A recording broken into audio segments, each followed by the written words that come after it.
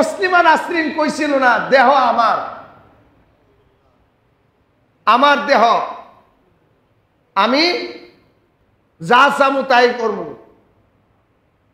দেহ কইছিল না তসলিমা নাসরিনে, যে দেহ আমার, যা খুশি তাই করব। তাদেরও এরকম একটা দাবি। এই দেশে যারা যৌন পল্লীতে কাজ করে অথবা যারা অবৈধ শারীরিক মিলামিশা করে, অবৈধ শারীরিক মিলামিশায় যদি কোনো সন্তান হয়, আমরা এটাকে আমাদের বাংলা ভাষায় কি কই?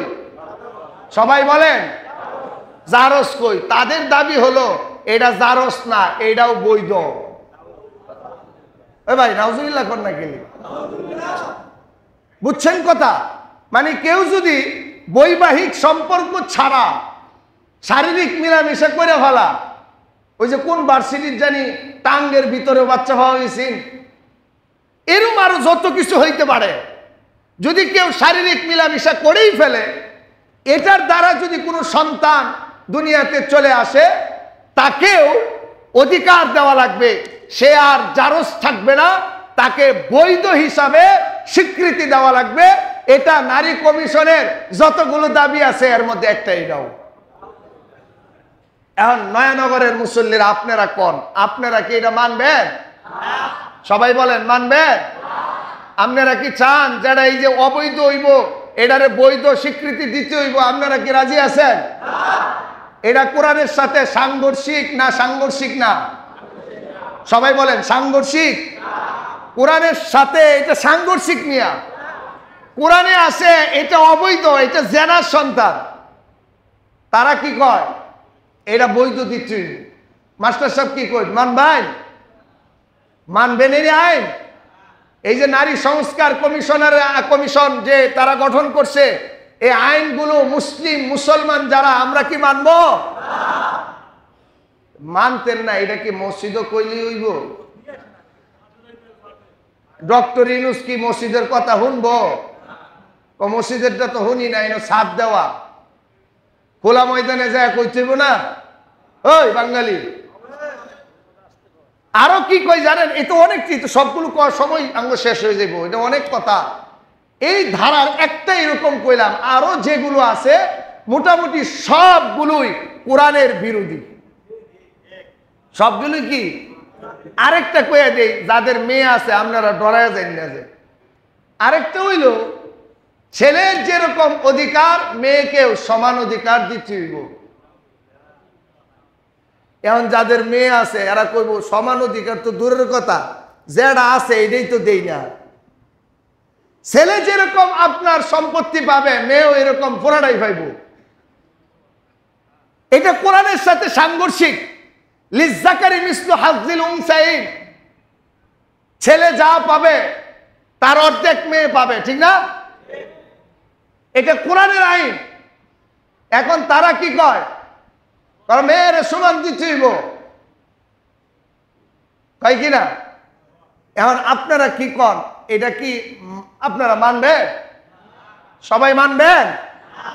আমাদের মা বোনরাও মানতো না, কইব জুতাটা বেরিয়ে, ঠিক কিনা কন? এই যে একটা বিষয়, নারী কমিশন সংস্কারের যে দাবিগুলো সবগুলো কোরআন বিরোধী। এই সবগুলো যেহেতু কোরআন বিরোধী, তাদের দাবি কোরআন বিরোধী আর আমাদের দাবি কোরআন সম্মত।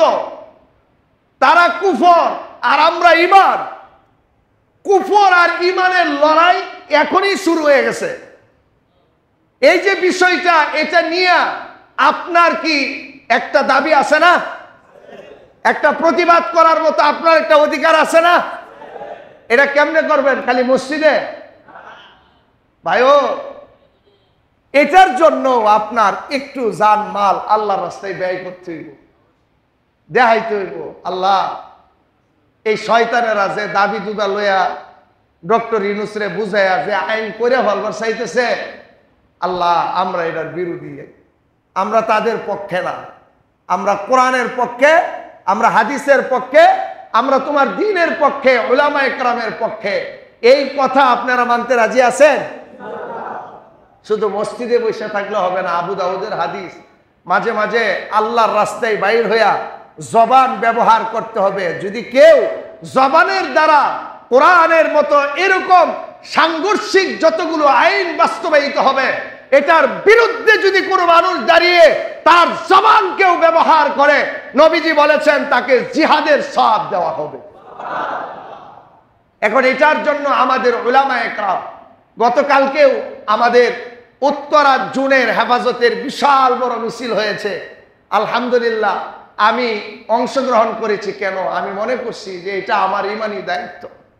আল্লাহ যদি আমারে জিগা যে আন্দোলন মিছিল হয়েছিল, যে কোরআনের আইন, কোরআনের বিরোধী আইন করছিল, তুই কি যায় হাজির হয়েছিলে?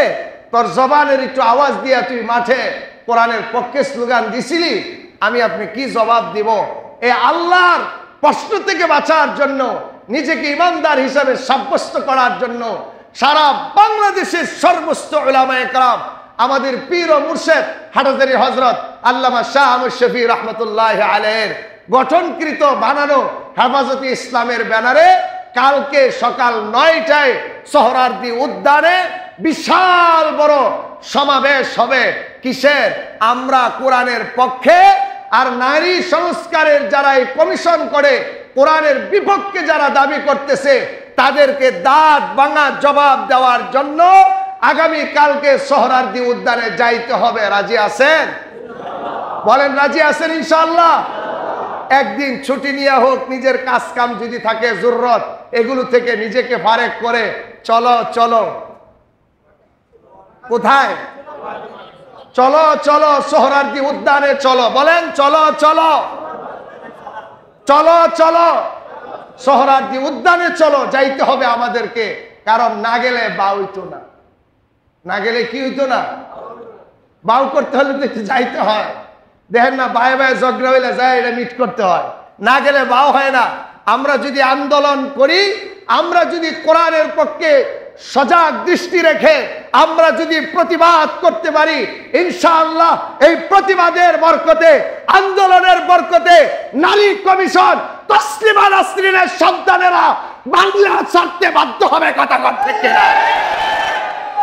আমাদেরকেও যাইতে হবে। সেই প্রতিভা, সেই স্পিরিট, সেই জজবা দিলের মধ্যে লালন করেন। এটা আমার আপনার ইমানি আন্দোলন, ইমানি দায়িত্ব। নবীর আশিক হিসাবে আমাদেরকে আগামী কালকে সকাল ৯টায় সোহরাওয়ার্দী উদ্যানে যাইতে হবে ইনশাআল্লাহ। বলেন ইনশাআল্লাহ। আল্লাহ আমাদের সকলকে কোরআনের পক্ষ হয়ে আল্লাহর হুকুম, আল্লাহর দ্বীন রক্ষার্থে কোরআনের আইনের প্রতি সর্বাত্মক সম্মান, শ্রদ্ধা, ভক্তি জাহের করার জন্য আল্লাহ পাক আমাদের সকলকে সোহরাওয়ার্দী উদ্যানে এই যুগের শ্রেষ্ঠ উলামায়ে কেরামের নেতৃত্বে যেই আন্দোলন, মিটিং, মিছিল হবে, আল্লাহ পাক আমাদেরকে শরীক হওয়ার তৌফিক দান করুন। সবাই বলেন আল্লাহুম্মা আমিন।